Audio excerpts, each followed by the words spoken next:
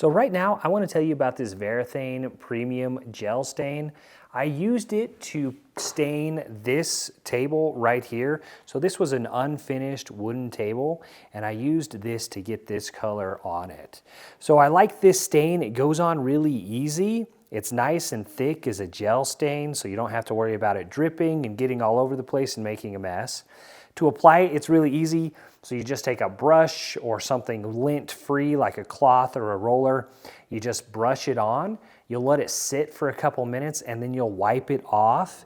And then of course you're gonna wanna finish it and do other stuff to it. But as far as the staining process, it's really easy with this Varathane gel stain. I found it like a super simple weekend project. It was really easy to do, and then the color came out really nice, and it's got a nice contrast. Now, if you wanted a darker color or a lighter color, you can do that just by adjusting how much you put on there and then how long you let it sit. So this is the dark walnut, and I think it turned out great, and we absolutely love it. And I actually did these matching chairs with it.